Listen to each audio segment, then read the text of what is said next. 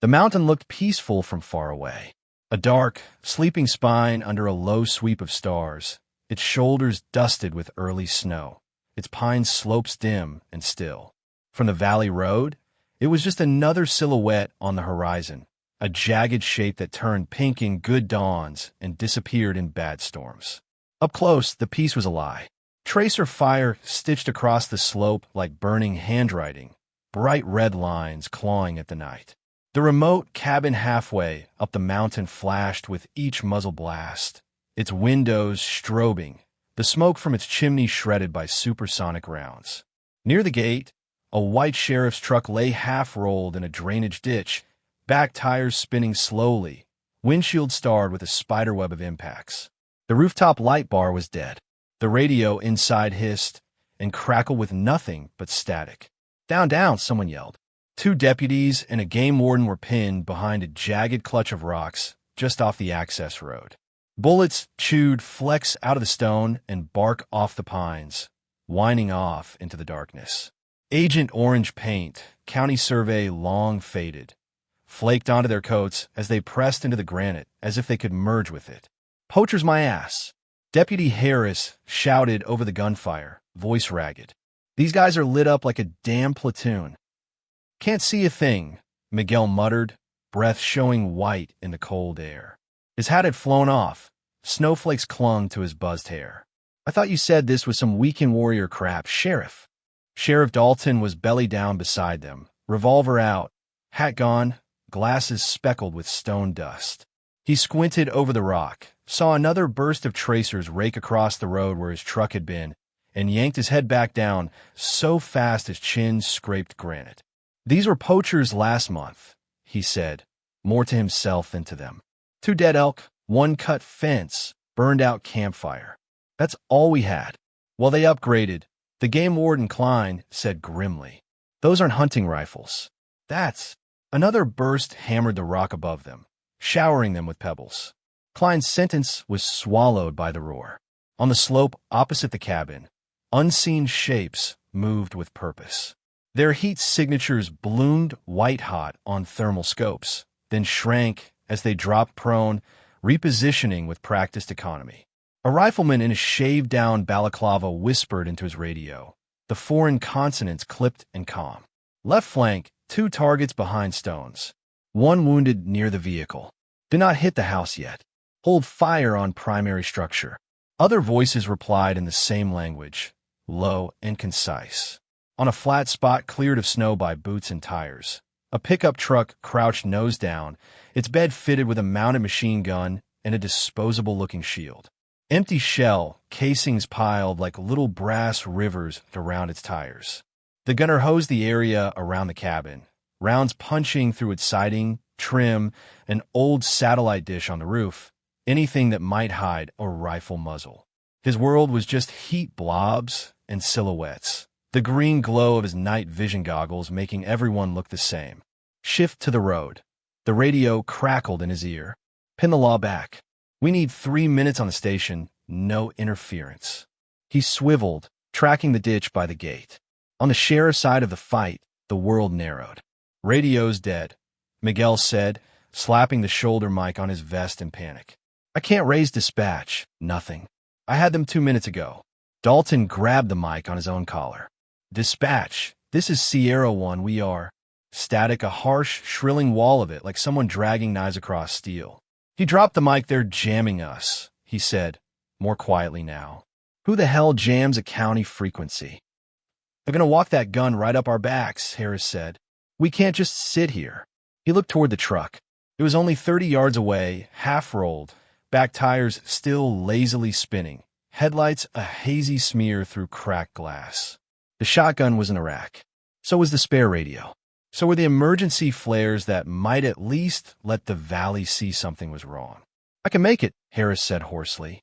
"On you go, Sheriff. You 2 cover." Dalton started to say no, started to order him to stay put, to wait for state troopers or anyone else. Then another burst from the machine gun chewed a stump where Klein's shoulder had been 1 second earlier.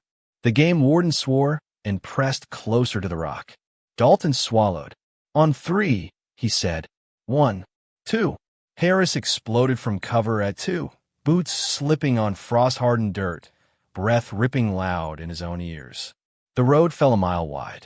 The white of the truck seemed to glow. He could hear Klein and Miguel firing over his head, wild, desperate shots into the darkness.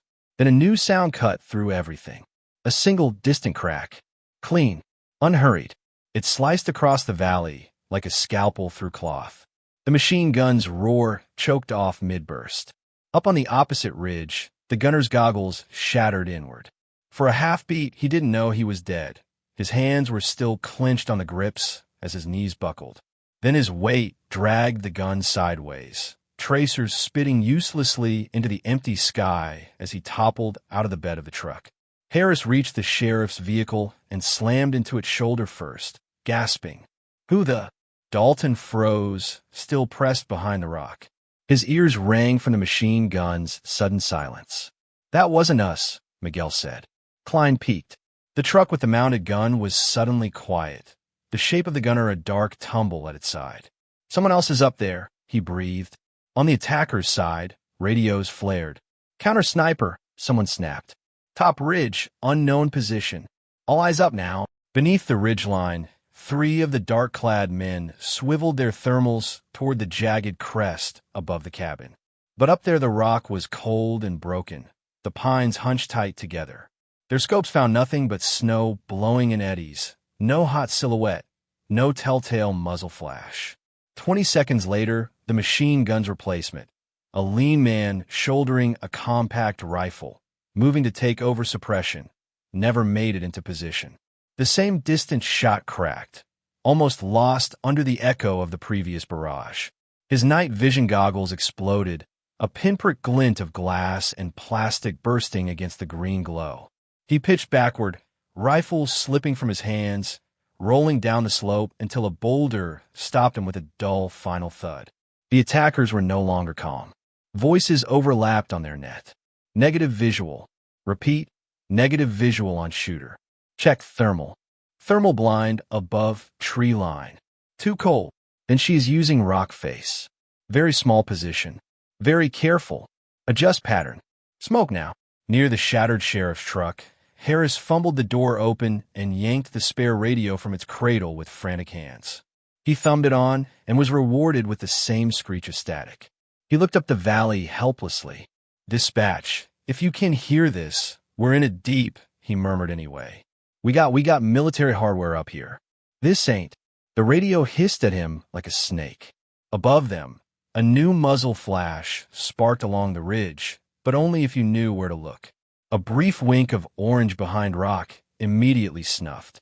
Another of the attackers cried out and dropped, this one a spotter raising binoculars toward the crest. The tide didn't turn. Not yet, but it tilted slightly like a table where one leg had been kicked out. Down by the rocks, Dalton's breathing slowed. He heard his own heartbeat under the ringing in his ears. He risked a glance up at the mountain's outline, that black sawtooth edge. "Who's up there?" Miguel asked, voice shaky. Dalton didn't answer. Somewhere behind his ribs, a memory stirred.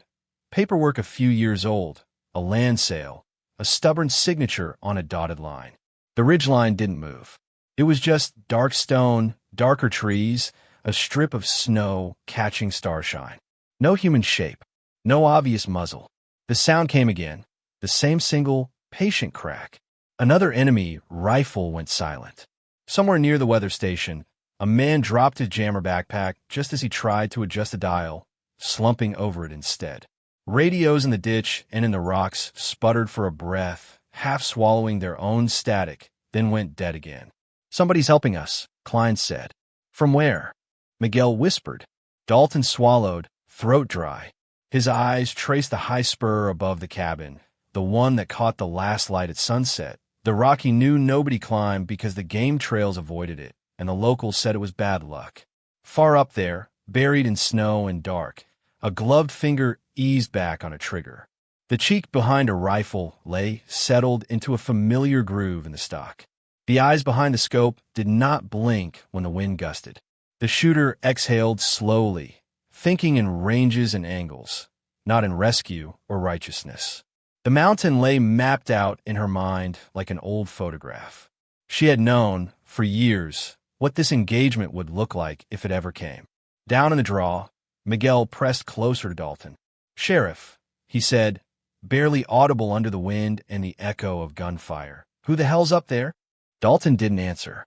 Far above them, the unseen shooter let one more round fly, then shifted an inch, invisible against the stone. She checked wind, checked the slow creep of snow against her barrel. And somewhere behind her, memory moved. A realtor's handshake, a signature on a deed. The first time she'd stood on this ridge and measured its killing fields. The night held its breath as the shot echoed off Dead Man's Spine.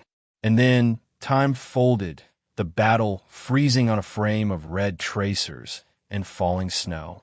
And we go back to where it began, years before anyone called them poachers. The woman who bought a mountain. The first time Rhea Locke saw the place, it was in daylight and silence. No muzzle flashes, no screaming radios, no brass glittering in the dirt. Just sky, huge and pale, and the sound of wind slipping through stunted pines. She stood on a rocky outcrop beside a man in a worn blazer and town boots caked with mud. "So," the realtor said, rubbing his hands together and trying to keep his smile light, "what do you think?" Rhea didn't answer immediately. She swept her gaze along the ridge line, eyes tracing the folds of the land like fingers reading Braille. The habit was years deep. Check high ground, check low, identify avenues of approach, look for dead ground where someone could crawl unseen. Far below, the valley road curled like a dull gray snake.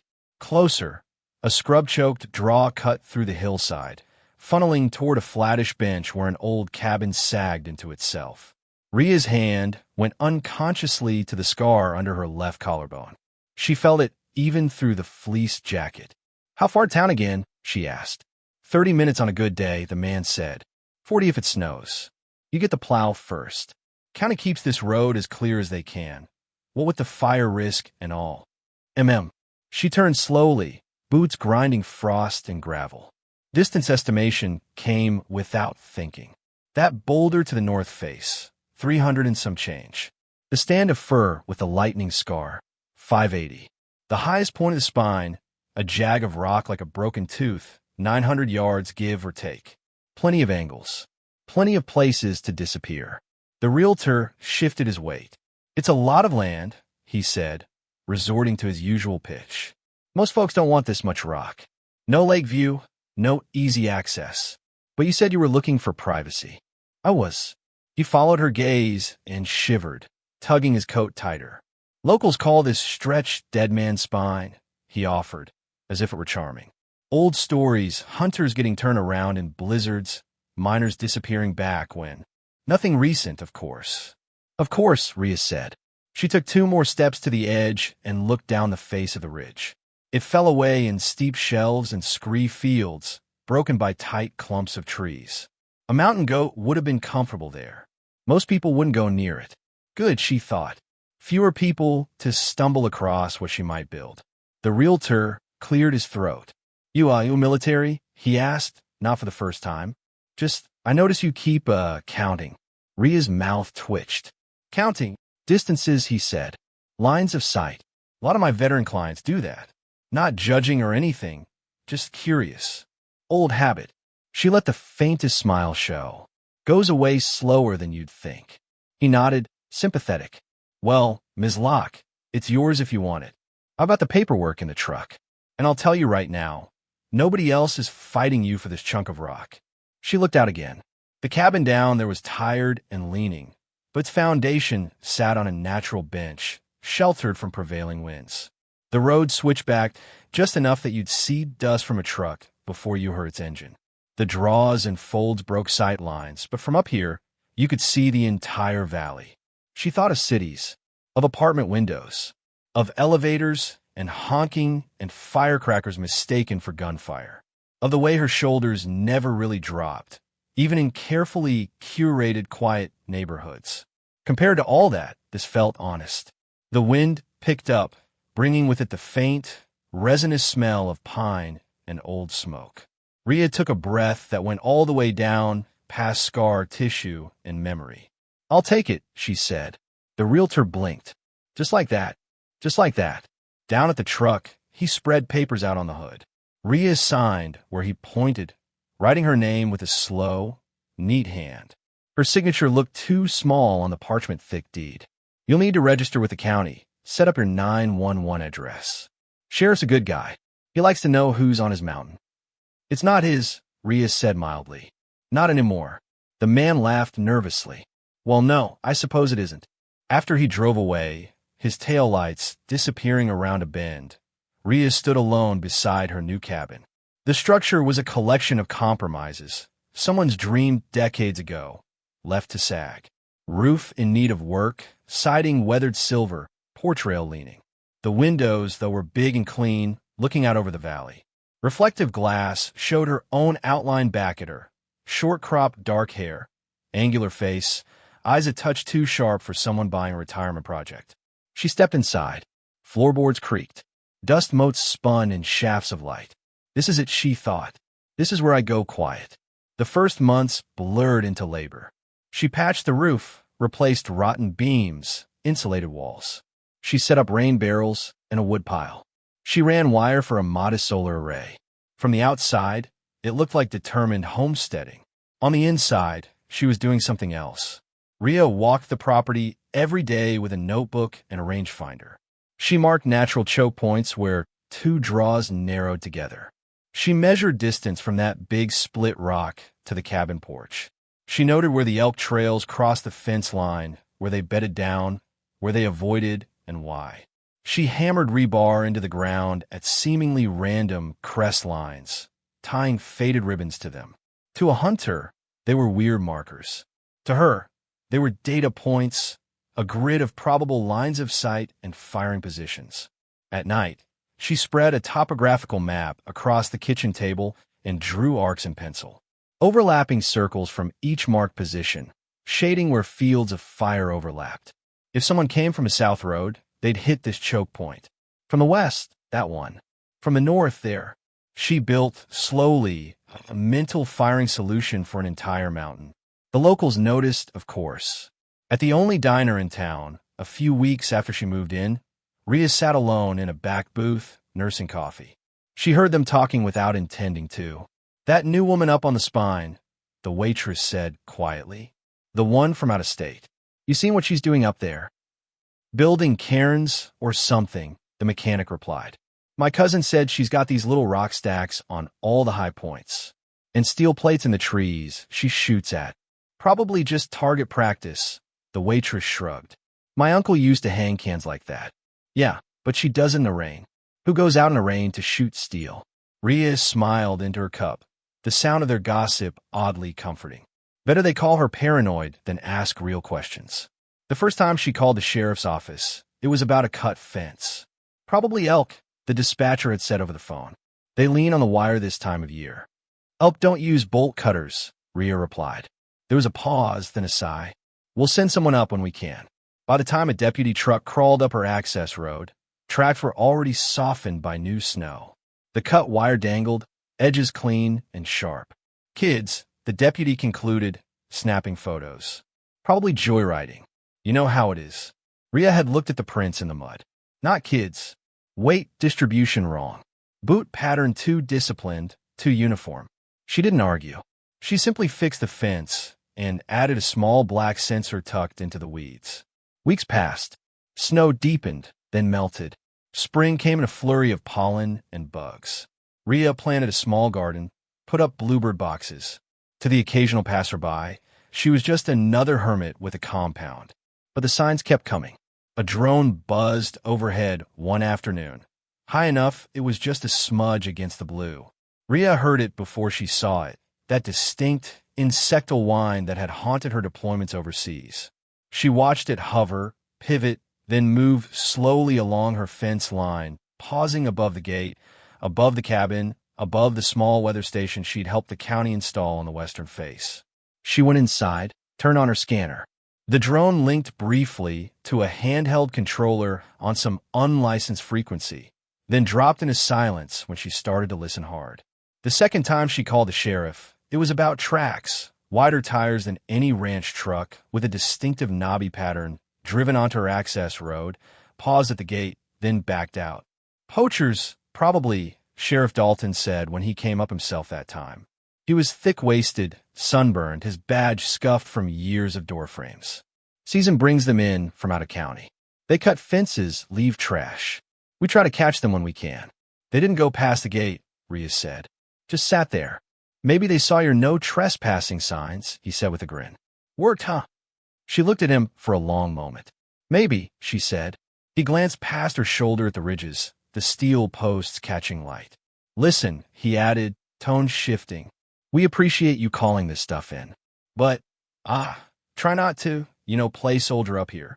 We've had a couple of guys come back from downrange and start thinking they're still in it. Causes trouble. I'm not looking for trouble, Rhea said. Good. So you see anything, you call us. That's the deal. He gestured down the valley. We're your safety net. She imagined the 30 to 40-minute drive in heavy snow, the way radio dead zones snaked along the curves. She imagined a group of armed men moving like she used to, and how long it would take someone like Dalton to realize it was more than poachers. I'll call, she said. Not long after, she found a trail camera. It was tucked into an old stump just off the access road, wrapped in camouflage cloth, lens tiny and glassy. It wasn't pointed at the game-rich draw where elk passed. It was angled at her gate, her mailbox, the spot where dust hung in the air after trucks turned around. She pried it out with the blade of her pocket knife, removed the battery, and slipped the SD card into her jacket pocket. Later, in her dim cabin, she loaded the card into her laptop. The first images were of her own truck heading out, her own boots, her own shadow walking the fence. Whoever had placed the camera had been careful. The angles always caught her turn away, face oblique, hat brim hiding features. Then came others, men in mismatched gear, hunting jackets and military surplus. The look too slapdash to be a real unit, too coordinated to be random. One man tested the fence with a gloved hand. Another took photos of the cabin with his phone, the flash off. Their faces were never quite visible. A raised collar here, a turned head there. Always just enough to hide. Her stomach nodded. Poachers, she thought, would take selfies over a dead elk. Trash the woods. Not survey approaches like this. Not test camera placements by deliberately ghosting them. Not poachers, she whispered to the empty room. That night she went outside with a headlamp and a shovel. Her breath fogged in white plumes as she dug narrow, deep holes into the rocky soil along the high ridge.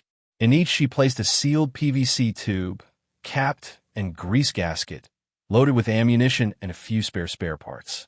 She tamped earth back over each, then rolled boulders on top, building up little natural cairns. Up on the spine, she carved a shallow shelf into a sheer section of rock where the wind never quite scoured all the snow away. She lay down in it, tested her field of view, then sketched it on her map. Over months, the mountain stopped being just scenery and became a system. Dead Man's Spine, they called it. In her mind, it became a board, and she placed her pieces. On the last calm afternoon before everything broke, she followed a herd of elk along her north slope, binoculars bouncing against her chest. They'd always used a particular draw to bed down, a sheltered place with good wind cover. That day, they skirted it widely, snorting, ears flicking toward the trees as if something invisible pulsed out from them. Rhea followed their line of avoidance and reached the edge of the draw as the sun dipped. The snow there was slightly more packed. She picked out footprints, boot treads, now partially melted and twisted by thaw and freeze. She didn't step closer. The draw was exactly the sort of terrain she'd marked on her map with a red pen. Narrow enough to funnel people. High enough above that perfect positions could ring it like teeth. Something had spooked the elk. The elk were not wrong. As the sun slid behind the far ridge line, she heard it. A low, distant rumble that wasn't thunder. Too regular, too metallic. It rolled up the valley, reverberating in her chest more than in her ears. Trucks, multiple. Engines pulling weight. Back in the cabin, she turned on her scanner and listened. The usual county chatter. Traffic stop, drunken disorderly at the bar.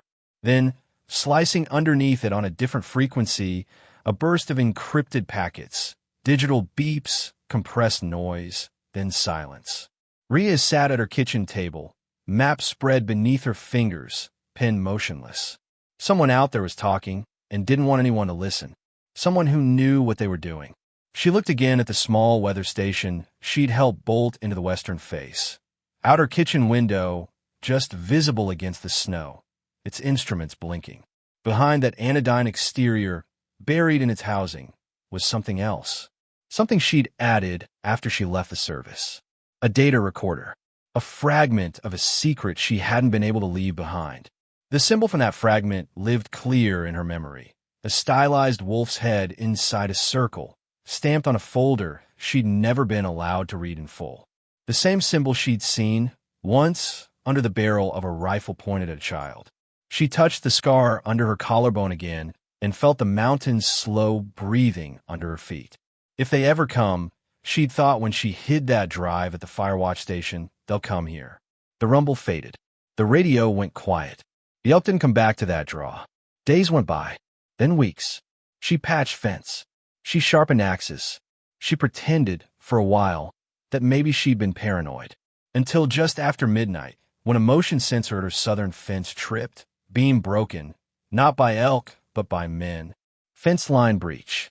The alarm didn't scream. It just blinked. A small green LED on the control panel by Rhea's front door went from steady to pulsing, chiming once on a low volume she could have slept through if she'd wanted to. She wasn't asleep. Rhea sat at the kitchen table in thermal pants and a flannel shirt, map spread out, pin line spidering around the western face. She'd been rechecking distances, recalculating angles, a little voice at the back of her head refusing to be soothed. When the light changed, she noticed immediately. Her eyes flicked to the notation beneath it. S-Fence IR04. Southern Fence. Infrared beam. Foot level, not chest high. She rose without overturning her chair. Her mind entered the mode it always fell into when noise didn't matter anymore. First, verify. She crossed to the small bank of monitors on a shelf by the window. No fancy security company rigs here. Just a cluster of ruggedized screens linked to cameras she'd mounted along the fence. Most of them were dark. One sat on a split screen of black and gray, then flickered as she cycled to thermal. The southern view resolved, tree trunks ghostly pale, ground a smudge of charcoal. And there, at the beam's coordinates, 3 hot silhouettes, bleeding white against the gray. They were not hunched like animals. They did not move like hikers. One man knelt by the fence, hands working, movement small and precise. Another stood just behind, rifle slung, watching the tree line. A third, slightly apart, held some kind of handheld device, sweeping it in arcs along the fence like a metal detector. Rhea zoomed in. No bright cigarette tips. No shadows of beer bottles. No one stumbling. Bolt cutters glinted briefly as the man at the wire cut a neat rectangle, then caught the falling mesh with his knees and laid it quietly aside. The cutter's handles were wrapped in cloth, all the better to deaden sound. They stepped through one at a time, in a clean file, guns held close. These are not poachers, she thought. Second call. She reached for the landline, dialed the sheriff's number she knew by heart. It rang twice before someone picked up, voice muzzy with the late hour. County Dispatch. This is Rhea Locke on Dead Man's Spine, she said. Her voice sounded too calm to her own ears. I've at least 3 armed men breaching my southern fence. They're using tools. They're moving like they've done this before. There was a pause on the line, keys clicking as the dispatcher pulled up her location. Ms. Locke, she said carefully. Is anyone injured? Not yet. Can you see weapons? Yes. Like hunting rifles or like assault rifles, Rhea said. No blaze orange. No laughing. No beer. They have a device at the fence. Looks like they're scanning for sensors. Another pause. Okay, we'll put in a priority call. Sheriff's on duty. You stay inside, okay? Do not engage. Units are at least 40 minutes out from you, with the roads the way they are. Constraint 1 settled into place like a stone. 40 minutes. That's too long, Rhea said automatically. It's what we've got. The dispatcher replied, weary. Lock your doors. If you have a safe room, Rhea hung up gently before the woman could finish. On the monitor, the three figures cleared the fence and slipped into the tree line. Third, observe. She didn't grab a gun. Not yet. She shrugged into a jacket, pulled a wool cap over her hair, and stepped out onto the porch. The night was razor sharp, the air cold enough that each breath stung. Somewhere far up the slope, an owl cut the silence with a single question. She moved without turning on any exterior lights, boots making almost no sound on the wood. The mountain knew her weight by now. At a boulder just above the cabin, partially hidden by a wind-scoured juniper, she dropped to a crouch and pulled out a small monocular. It was a night vision, just a high-end optic with good light gathering. She pressed it to her eye and watched. Down slope, shapes moved in the trees. Not a trio anymore. Now she counted 5. The 3 from the fence, plus 2 more who materialized like ghosts from deeper in the timber. All wore dark, clothing broken up with strips of rag and branches. One man gestured, pointed toward the cabin, then toward the western face where the weather station's silhouette jutted against the stars. They bypassed her house. They didn't pause to look in. They flowed around the clearing in an arc that kept the cabin at their right, always moving toward the station. "What are you here for?" she murmured. "Not the house. Not her truck. The station." Her stomach tightened. She backed away from the boulder, chest already mapping the rest of the mountain. If they were moving like that here, they'd done the same at other entries. She pictured other IR beams, other cameras. She needed height.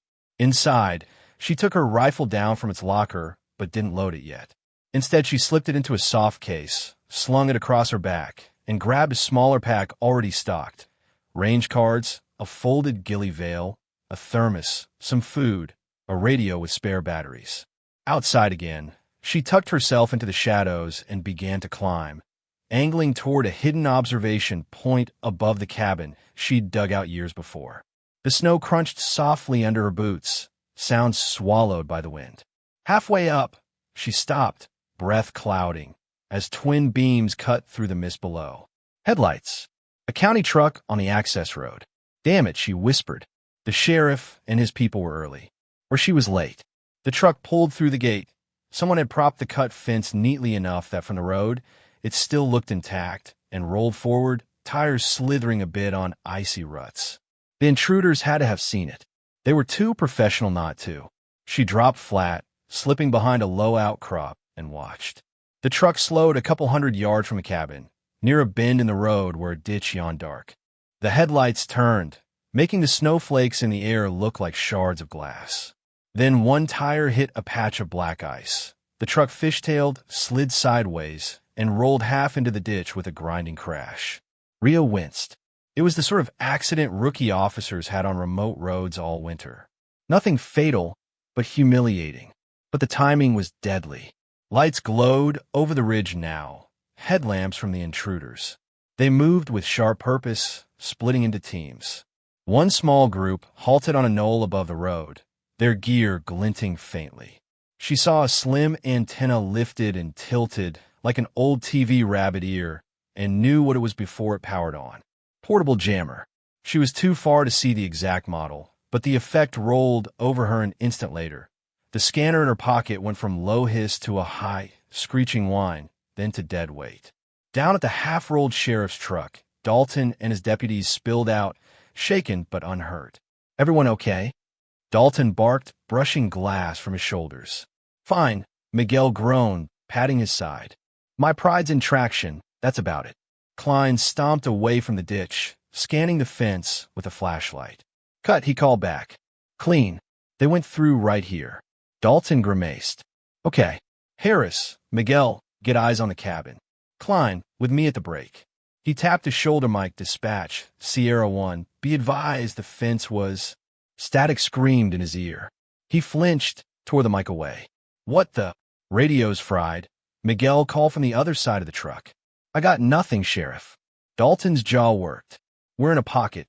He tried again anyway. "Dispatch, if you read, we have—" "Nothing."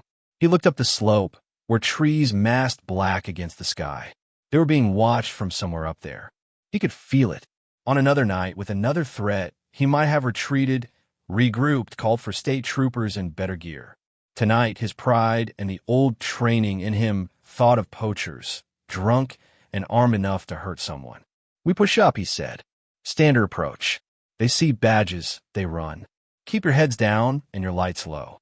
They moved toward the cut fence in a line, flashlights bobbing just above their gun barrels. From the ridge, Rhea wanted to shout at them, to tell them to back off, to throw away the standard operating procedures that worked on drunks and kids, but not on men who used jammers and bolt cutters. Instead, she compressed herself against the rock and watched, because right now, everything she didn't know could kill more people than anything she did. As the officers stepped through the breach, the first intruder, hidden above in the trees, murmured into his throat mic. "Local police have arrived. 3, maybe 4. Light gear. No armor. Proceed as planned." "Copy," another voice replied. "Keep them between us and the house." Rhea's teeth clenched. They were using the lawmen as cover, using them as a way to occupy her if she chose to reveal herself. She slid higher toward her observation point as the sheriff's line moved uphill. The secondary perimeter on the old logging trail tripped as the intruders crossed. A muted chime in Rhea's pocket told her they'd passed, not through mistake, but because they'd found the devices and avoided most of them, only grazing one beam. "They know my layout," she realized. The county maps showed where the weather station and other infrastructure were. They did not show where she'd put her extra sensors. Someone had either sold them that knowledge, or they'd been watching her long enough to draw it themselves. Constraint upon constraint. She reached the outcrop, overlooking both the cabin and the weather station, climbed into her hollowed-out observation scrape, and pressed her chest to the cold stone. Without taking her eyes off the moving targets, she unzipped her rifle case and slid the long gun free, metal bitterly cold under her fingers. She didn't chamber a round yet. Not until she had to. For a few moments, the only sounds were crunching boots, the whisper of snow brushing pine needles, and the distant hum of the jammer. Then everything detonated. The sheriff and his 2 deputies had just reached the narrow draw below the weather station when a burst of automatic fire raked the ground in front of them. The first rounds sparked shallow, throwing snow and dirt into the air. The next group were walked back toward the line like someone painting with bullets, accurate enough to hit legs, not necessarily hearts yet. Deputy Harris went down with a scream, clutching his thigh as red blossomed against the pale ground. "Contact!" Miguel shouted, diving for the nearest rock. "Cover! Cover!" Dalton yelled, dragging Harris by his vest collar, rounds smacking into the boulder above them. Klein flung himself behind another outcrop, pistol in hand, eyes wide. The draw they'd stepped into was exactly the one Rhea had marked in red on her map long ago. A perfect kill box, slopes on both sides, high enough that anyone in the bottom might as well be in a trench while shooters above remained shielded. Only now, those shooters weren't theoretical. They were there, in place, rifles barking. Constraint force-slammed into being, wounded ally. Harris's scream cut through the battle noise, high and disbelieving. Blood soaked his pant leg. Rhea's fingers slid into the trigger guard without conscious thought. Her breath shortened, then steadied. Below, she watched the intruders move. They weren't blazing away wildly. They were hitting the rocks the deputies scrambled for, cutting off routes, driving them deeper into the draw instead of back toward the road. They know exactly where the county boys would come from. They know where the equipment is, too, she thought, eyes flicking toward the weather station above. One of the attackers broke from cover, carrying a compact case, motioning toward the station. The case was slick, military-grade, with a little stamp on its side. A circle. Inside it, the angular outline of a wolf's head. Rhea's vision tunneled. For a second, the snow and the pines and the sheriff's shouted commands faded. She saw a different scene, a sand-colored town, a rooftop, a distant figure in a doorway. Orders in her ear. The circle and wolf on a man's shoulder patch. The moment she squeezed the trigger and realized, a second too late, that the kid stepping into the doorway wasn't the man they wanted. The scar under her collarbone ached like someone had pressed a thumb into it. The wolf head was on the case now, not a patch. But the symbol was the same. "What are you really here for?" she thought, staring at the case. Not elk. Not fences. The station. The county believed it housed weather sensors and fire cameras. Only Rhea knew about the additional hardware bolted inside. A rugged data recorder, holding fragments of a smuggling report she'd copied before it could be burned, trying to keep something ugly from vanishing. And now someone had come to erase it for good. She took a breath that burned cold in her lungs and slid her rifle into position, nestling it against the rock. The fight below roared on. 40 minutes for help that would never make it through the jammer and the kill zone intact. She had maybe 40 seconds before the men, with the wolf mark case, reached the station. Hands steady, she settled the crosshairs and made her choice. Above the storm line. She could have gone down. It would have been the easy move, in a way, drop towards the cabin, link up with the sheriff, drag Harris behind thicker rock, fire alongside them in the draw. Short range, chaotic, but immediately satisfying. Face to face with both threat and guilt.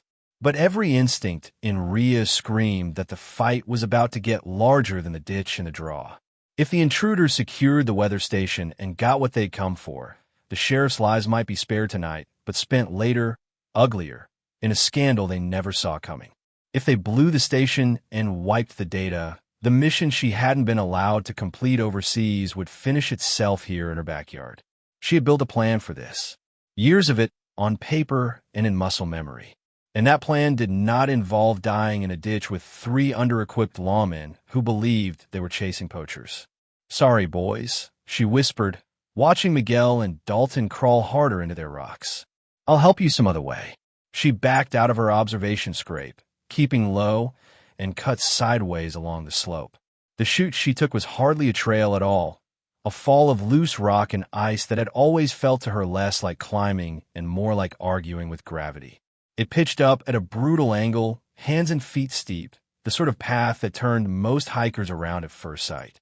She'd used it dozens of times, once with a stopwatch in her hand, testing how fast she could make it from cabin to ridge if she had to.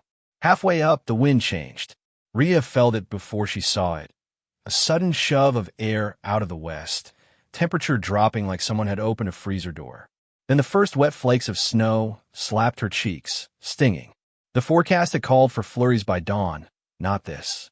Clouds rolled over the peak, swallowing the stars. Within minutes, the valley's faint light faded, replaced by a smothering gray that turned the world into a series of shifting shadows. Visibility collapsed. She tightened the strap on her rifle, fingers numbing. Snow accumulated on her shoulders. Melt froze on the metal of the sling buckles.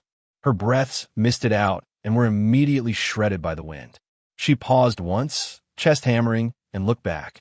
Through the swirling snow, she could just make out muzzle flashes, bright little blooms along the tree line above the draw. The sheriff's return fire was sporadic, less like a pattern and more like a man swinging in the dark. Harris's cries had faded to low, strangled sounds. Just a little longer, she told the wind, the mountain herself. It wasn't a promise. It was an order. She pushed upward. A rock shifted under her foot near the top of the chute. Pebbles cascaded. Her boot lost purchase, and she slammed into the slope sideways. Pain flared along her ribs. Her rifle smacked hard against the stone. The sound of glass cracking was faint but distinct. "Damn," she hissed. She twisted, laying flat, and rolled the gun up on her chest. The optic's objective lens showed a thin, crescent-shaped fracture along one edge, like a moon cut into the glass. It didn't spiderweb all the way across, but it was enough that at higher magnification, the refraction would distort the image. Constraint on top of constraint. She ran a gloved finger along the crack, feeling the tiny catch where the glass wasn't smooth. Memories of scopes shot out, optics clouded with dust, shots taken through worse. Fine, she thought. Then we do it the old way. She dialed back the magnification a bit, enough that the crack would sit out of the main sight picture. That meant less detail, but a wider field of view. She'd lean more on her range cards and her internal sense of elevation and wind. The world didn't care whether she trusted her gear or not. The men below certainly didn't. She continued climbing, ribs aching with every breath, until the chute opened abruptly onto a narrow ledge. The shelf was maybe 3 feet wide in places, less in others. On the right, rock rose in a vertical wall. On the left, it dropped away into nothing but darkness and snow. The ledge snaked along the mountain's face toward a slight bulge of rock she'd spent a summer hollowing into a firing position with a hammer and chisel. When she'd first carved it, she'd told herself it was overkill. A bad habit, a way of making sure she could never truly leave the war behind. Now, as she shuffled sideways along the ledge, shoulders scraping rock on one side, boots finding precarious purchase, she realized that some future version of herself had simply refused to let the present one die unprepared. At the firing nook, she dropped her stomach and slid in, belly to cold stone. The space fit her like a glove, shoulders snug between rock, elbows able to rest without flaring, barrel poking out just enough not to touch the walls. From here, in clear weather, she could see 3 approaches: the draw with the sheriff, the weather station, and the access road. Tonight, visibility was reduced. Snow thickened, muffling sound and blurring outlines. But her brain superimposed the memorized terrain over the shifting whiteness. She knew where the station was, even if it was hidden. She knew where the draw curved, where the rocks gave cover.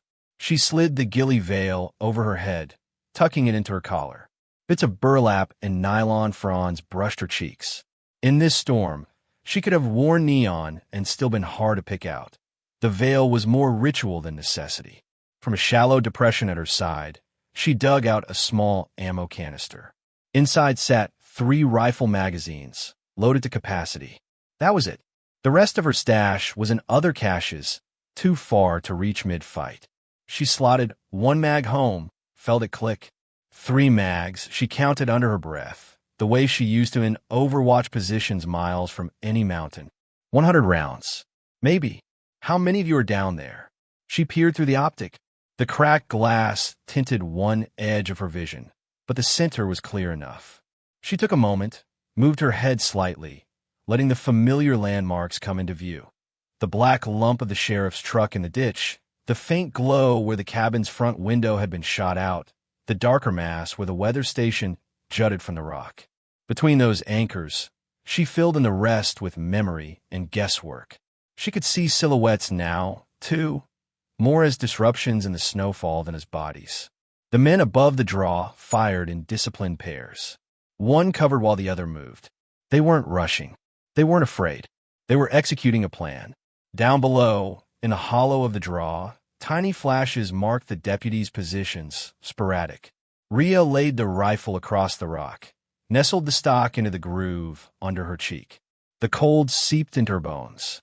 Her heart, which had pounded on the climb, began to slow, matching the rhythm she'd trained into it years ago. Deep in, slow out. She let the world contract, to breath, heartbeat, crosshairs, and the shifting forms below. The storm screamed around her. In her little groove, everything was suddenly very, very quiet. 1 rifle, 1 mountain. She'd always thought of it as a numbers game, not the range and wind formulas. Those were math, sure, but they were personal. A conversation between her, the weapon, and the air. The real numbers game came when you broke down a fight into which pieces mattered more than others. You didn't shoot the loudest guy first. You shot the one who made everyone else louder. From her perch, Rhea sorted the moving silhouettes into categories. Jammer operator, machine gunner, drone team, squad leader, anyone closing on the wounded deputy. Force multipliers first. She found the jammer guy by his behavior before she found hardware. He stayed slightly back from the firing line, near a tree whose trunk she knew by a distinctive lightning scar. He was the one other men glanced at when they pressed their finger to their ear and scowled. He adjusted something at his feet, then straightened, checking a small antenna. There, she thought, settling the crosshair on the pale oval of his face. The wind at her ledge pushed from her right, hard enough to make the ghillie strand slap. She'd measured it at roughly 15 knots when she climbed. Up here on the exposed face was more. But years of shooting had built her an inner chart. At this distance, with this rifle, that wind meant holding a certain amount off to the side, letting the bullet ride the invisible current into the target. The cracked edge of her optic caught a stray snowflake and refracted it into a bright spark. She blinked, refocused on the center. She exhaled slowly, paused half a breath, and squeezed. The rifle bucked gently into her shoulder, a familiar, intimate kick. Down below, the man by the tree staggered, chest jerking. He toppled sideways onto the jammer case, hands scraping the antenna. The device tipped, bounced, and slid a few feet down the slope. Its orientation jostled. For 3 precious seconds, the jammer's antenna pointed into the ground instead of the valley. Down in the draw, Dalton's radio, lying half in the snow next to his hand, stuttered. Yarrow 1, say again. He snatched it up. Dispatch. We are under heavy automatic fire. Repeat, heavy automatic fire. 3 officers engaged, 1 down. The radio squealed, then went dead again as the jammer shifted, someone kicking it upright in their haste. But those fractured words shot outward just far enough to wake the valley. Rhea didn't see that, didn't care. Her eyes were already searching for the next piece. The machine gunner was easy, a hulk behind a mounted gun on the pickup, silhouette all squared shoulders and braced knees. She'd already taken one earlier tonight. They'd replaced him with another, slightly shorter, just as aggressive. He raked the draw, the heavy rounds slamming into the rocks, chipping pieces the size of fists off cover that was never meant to withstand this kind of punishment. Every time Harris whimpered or shifted, the gun walked closer. Rhea slid the crosshair to the tiny, shimmering rectangle of his night vision goggle lens. Green glow spilled from the sides as he leaned into the sight. All his awareness was tunneled down that tiny view. She didn't even need to think about wind this time. The shot was well within her comfort. The world narrowed, then expanded again with the crack and recoil. The bullet punched through the goggles, turning them into shrapnel against his face. He dropped with a shout, hands clawing at his eyes, the heavy gun swinging up and away. The roar in the valley dipped sharply as the gun fell silent, leaving only the crack of lighter rifles. Rhea let herself have 1 heartbeat of satisfaction. 2 targets, 2 effects. Sheriff and company went from pinned to suppressed. Now, of course, the enemy knew exactly what she was. On their net, voices overlapped. Sniper confirmed. Top ridge. Angle unknown. Could be east spur. Smoke on likely positions. Teams 3 and 4 eyes up. From her nook, she saw a gloved hand arc a cylinder into the air.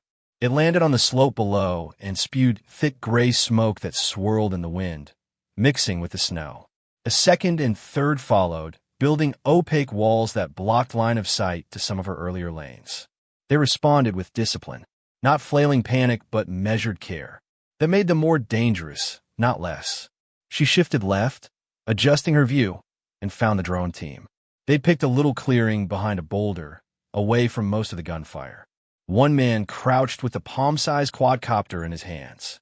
Another hunched over a tablet in a waterproof case. Even in the storm, drones could fly low, hugging the slope, sniffing out hidden positions. Once they got an eye on her perch, they'd walk mortars or rifle grenades right on her back. She watched the operator power the drone on, rotors twitching, green and red, LEDs flickering. Another gust slammed against the mountain, making the trees sway. The operator waited, hesitating, judging wind. Rhea used those seconds. She held low on his dominant shoulder. He favored the right, device in that hand, knowing the armor plates would sit center mass, not covering the joint. When she fired, the bullet punched through just above his bicep. His arm flailed, the little drone slipping from suddenly nerveless fingers to smash against the rock. Its delicate rotors snapped off, casing cracking. Lifeless. Sniper. Sniper. He yelled, clutching his arm, blood dark against his jacket. Rhea ducked instinctively as a wild volley of bullets chewed the rock face 5 feet below her perch. They'd guessed her general direction, at least. Chips of stone stung her cheek. Eyes up. A new bark snapped on their channel, voice steelier than the rest. Do not waste ammunition. Team 3, up the couloir. Flush her out. The commander. She found him seconds later, not by gear, but by behavior. He stayed near the men, moving toward the weather station, not exposing himself, giving precise orders with hand signals and murmured phrases. The compact wolf-marked case stayed near his feet, shielded by another man when he moved. He wore a patch on his sleeve darker than the rest, a shape she couldn't quite make out in the storm, but his posture was wrong for a hired gun. This was someone with authority beyond a paycheck.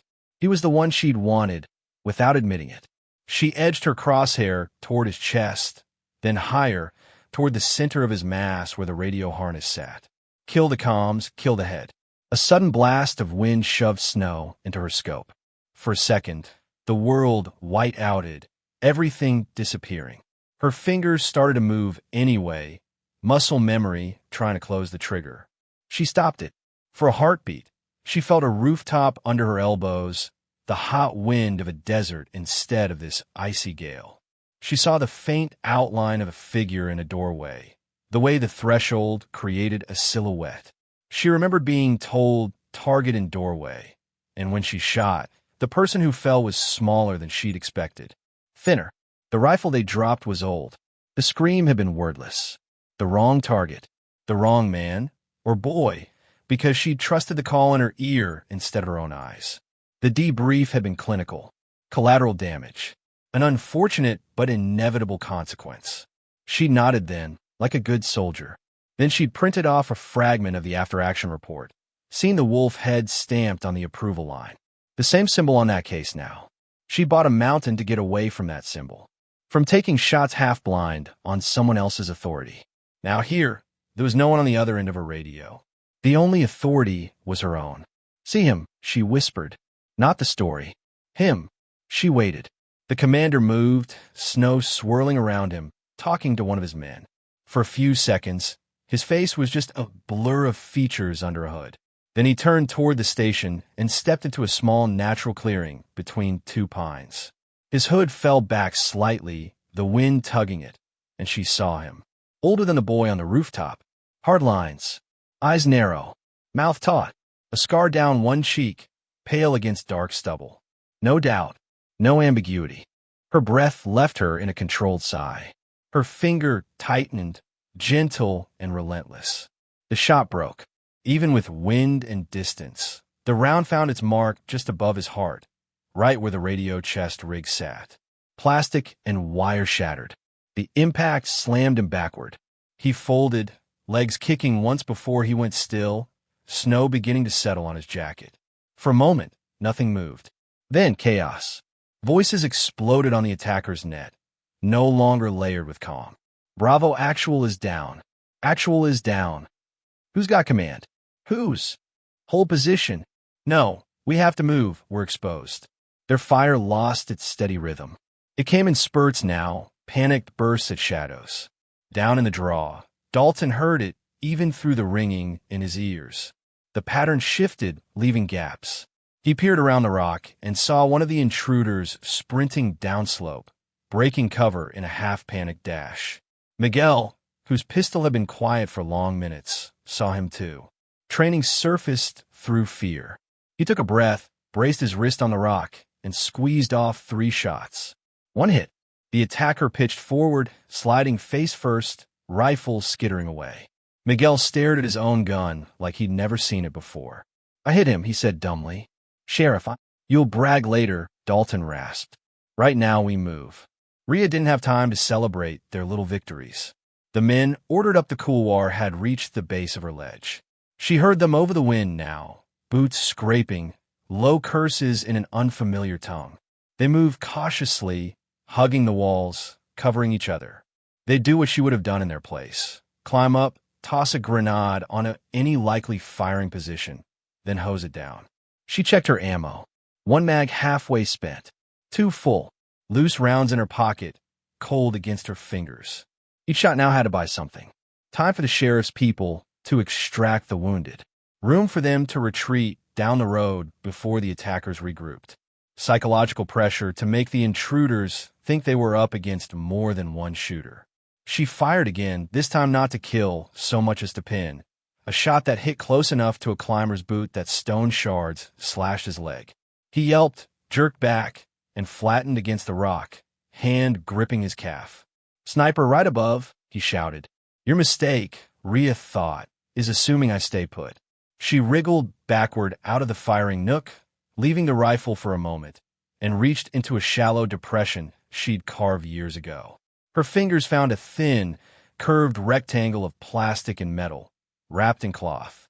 She unrolled it, revealing a directional mine, improvised from legal components, nothing factory-stamped, but functionally similar to the claymores she'd used overseas.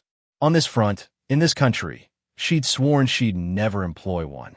Swears, she thought grimly, are for people who don't get surprise visitors with wolf logos in the middle of the night. She placed the device facing the couloir entry, propped with rocks, angled to send its swarm of ball bearings into the choke point below.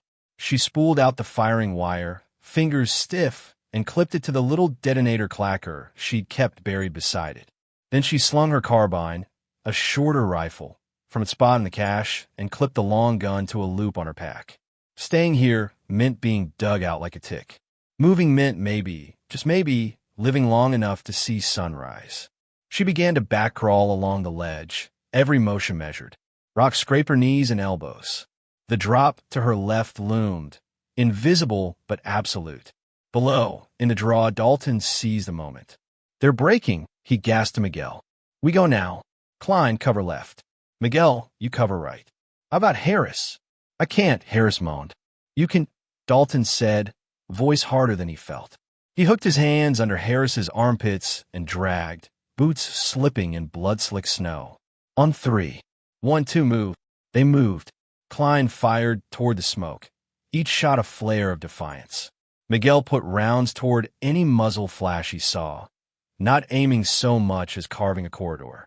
They staggered toward the access road, every step earning them another second of life bought by an unseen woman on a rock face. Up on the ledge, Rhea heard the climbers closing in. One slipped in the couloir, swore, regained his footing. Another whispered something about the mine he half saw ahead, some instinct tickled by the unnatural shapes among the rock. Rhea didn't give him time to be certain. When the first helmeted head poked into the blast zone, scanning up, she pressed the clacker. The little device in her hand snapped with a crisp, ugly certainty. The directional mine bucked, spewing a fan of metal down the couloir. The blast echoed against the mountain in a flat, concussive whump. 2 of the 3 climbers went down instantly, thrown back, dark shapes crumpling awkwardly. The third, outside the main cone, was flung sideways, his shoulders slammed into the rock. He screamed, a high noise that cut through wind. Rhea scrambled to the side, body moving before her ears stopped ringing. She kept low, carbine up, and angled toward a secondary position she'd always hoped would stay theoretical. The enemy had lost their head. Their drone was broken. Their machine gun was silent. Their attempt to flank her had been mauled. For the first time since they entered the fence, their plan was truly unraveling. And down below, the lawmen of Small County, who'd come out expecting to chase drunks, began to feel the edges of a net they hadn't known they were in. No one crosses the fence twice. When dawn finally came, it did so reluctantly. Gray seeped into the snow-choked forest, turning black trunks into charcoal smears, the blood on the ground into rusty streaks. The storm eased, leaving a low ceiling of clouds over Dead Man's Spine. Rhea sat on a rock just off the ledge, breathing hard, carbine across her knees. Her jacket was torn at the sleeve, a dark stain drying along one side where a graze had nicked her ribs during a close exchange with the last climber. He lay 20 feet away, face down, snow already starting to crust over his back. For a long time, she just listened. No more disciplined bursts of fire. No more bark commands in that clipped, foreign tongue. Just the groan of settling snow, the faint pop of cooling metal from a burned-out engine down below. She'd been close to the last of them. After the mine, the third climber had scrambled up wild-eyed, firing blind along the ledge where she'd been. He'd come over the lip of the shelf, roaring, muzzle flashing, the air between them filled with splinters of stone. Rhea had dropped her long gun and rolled, feeling a round tug at her sleeve. The carbine came up almost of its own accord. At that range, she could see the shape of his teeth bared in a snarl behind his balaclava. She fired 3 times center mass, the recoil punching against her bruised shoulder. He'd fallen partially onto her, heavy, hot, then slack. She'd shoved him off, breathing hard, feeling old instincts and older nausea warring. She'd checked for more movement, heard none. Then she'd stayed, because moving too soon was how you walked into second shots. Now, in the pale light, she heard new sounds. Sirens. Multiple, far below, the wails bouncing off the valley walls. The few seconds of transmission Dalton had gotten through had done their job. State police. Maybe even federal. Rhea stood, slowly, every muscle protesting. She picked up the long rifle, slung it. The cracked optic caught the weak light and flashed. As she made her way down via a safer route, an animal trail that switched back gently instead of cutting straight down, she saw the aftermath unfold. The access road choked with vehicles, sheriff's trucks, state trooper cruisers, a couple of unmarked SUVs with antenna clusters bristling. Yellow tape already fluttered near the ditch. A forensics team in Tyvek coveralls knelt beside spent casings, measuring, photographing. The half-rolled sheriff's truck had been winched upright. Its windshield was more hole than glass. Harris lay on a stretcher, leg bandaged thick, face pale but alive. Miguel sat on the tailgate of another truck, a blanket around his shoulders, hands shaking, answering the same questions over and over. Can you describe them? Not really. Dark clothes. Night vision. They knew where to shoot from. Who fired the first shot you heard from above? I don't know. It was just someone. Up there. Sheriff Dalton stood apart, a bruise blooming along his jaw, talking to a tall man in a dark suit. The newcomer's hair was graying at the temples, his expression calm behind glasses that didn't fog in the cold. Don't know who she is exactly, Dalton was saying. Bought the mountain a few years back. Keeps to herself. Calls in fence reports, weird tracks, that kind of thing. We told her to let us handle it. And did you? The suited man asked. Dalton flinched. Rhea considered walking past them and disappearing into her cabin without a word.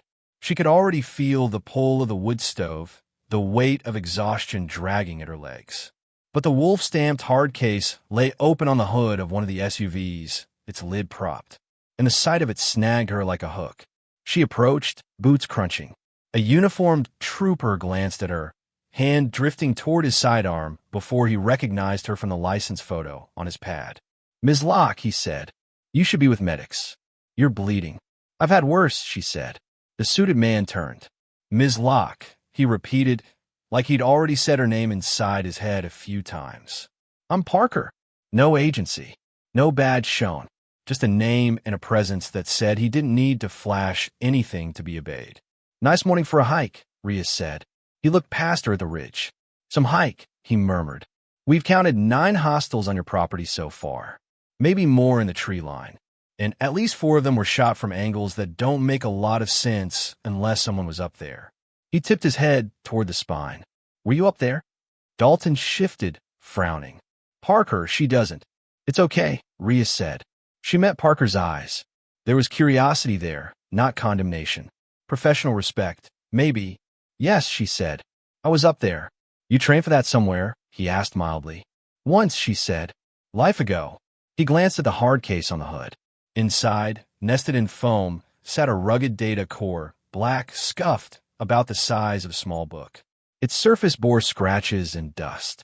A small logo in one corner, the wolf's head inside a circle. Next to it lay a smaller device she recognized all too well, a field recorder module, the kind that's slotted into larger systems to keep redundant backups of sensitive data. We found this at your weather station, Parker said, bolted where nobody expected to see it. When we powered it up, it started screaming about mismatched serial numbers and unauthorized installation. He looked at her. You want to tell me why there's a black market data recorder wired into a county fire watch array on your property? Dalton's head snapped toward her. What? Rhea exhaled. No more half-truths. Not after tonight. Years ago, she said, eyes on the core, not the men. I was on a mission. We were providing overwatch for a raid on a smuggling hub. I saw something I shouldn't have. A kill order that didn't match the intel. A symbol on the approval that looked like that. She nodded at the wolf. The report was rewritten after, she continued. The parts that didn't fit got deleted. Officially, nobody had ordered us to take shots without confirmation. The collateral was bad luck, not consequence. Parker's expression didn't change, but his eyes sharpened. I pulled fragments of the original file before they burned it, she said. Not everything. Enough names. Enough routes. I didn't trust any channel I could see to keep it safe. So I took myself off the board. She gestured at the mountain gently. Here. And you hid it in the weather station, Parker said. So, if anyone came looking, they'd have to come here, she said. Away from cities. Away from crowds. Somewhere I could see them coming. Somewhere I could do something about it. Dalton stared at her like he'd never seen her before. You told us it was for fire risk, he said slowly. It is, she said. That's what the exterior gear does. It helps the county. It's not a lie. It's just not the whole truth. Parker rested his hand lightly on the edge of the case. They were here for this, he said. Yes. And for you, he added. Witness as much as data. Probably, she admitted. He closed the lid gently, as if afraid to startle it. You realize, he said, that what you did is highly irregular. You stole government property, installed it on private infrastructure, and built yourself a little redoubt. Rhea shrugged, one sore shoulder. Seemed safer than leaving it where it was. Safer for who? He asked. She considered. For people who didn't know they were in danger, she said finally. Sheriffs, deputies, kids in cities whose names were on those routes. Maybe even for whatever's left of the part of your outfit that still cares about wrong targets. Parker's mouth twitched, not quite a smile. You're assuming my outfit and the one on that wolf logo are the same. I'm assuming whoever deployed those men tonight has reach, she said, and enough friends that the only way this evidence survives is in a place they don't understand. He nodded once, then glanced at Dalton. Sheriff, Ms. Locke and I are going to have a conversation. Officially, you will write this up as an armed incursion by unknown parties. You will mention her by name if, and only if you want to see her dragged into hearings that would bury the useful parts of this under 100 yards of politics. Dalton bristled. She saved my people, he said. Saved me. You're saying we don't even put that in the report? I'm saying, Parker replied quietly, that sometimes the people who do the most don't get their names on the most paperwork. You can thank her yourself. Off the record. He looked back at Rhea. You have a choice, he said. You can come in, testify, let my agency claim this. We'll spin the story into something palatable. You might even sleep in a real bed for a while. His tone implied fluorescent lights and windowless rooms. Or he continued, you can stay what you've made yourself out here. A landowner. A quiet person who had a very bad night with some very bad men. The data goes with me. The arrests that may or may not follow will happen far away. Your name will not be in it. Rhea looked past him at the mountain. The ridge loomed, its rocky spine glowing faint pink, now under the thinning clouds. Her gilly veil still hung somewhere up there, flapping in the wind. The ledge had new scars. The snow had bodies now, but not the knowledge of where they'd fallen. She thought of the boy on the rooftop, of a symbol on the folder, of the years she'd spent trying to become smaller, until this mountain felt big enough to hold all of her. I stay, she said softly. Of course you do, Parker murmured. He closed the case fully and snapped the latches shut. To Dalton, he said, official line is this. Poachers turn out to be traffickers. They ambushed your team. You responded with courage. An unknown third party, likely rival criminals, intervened.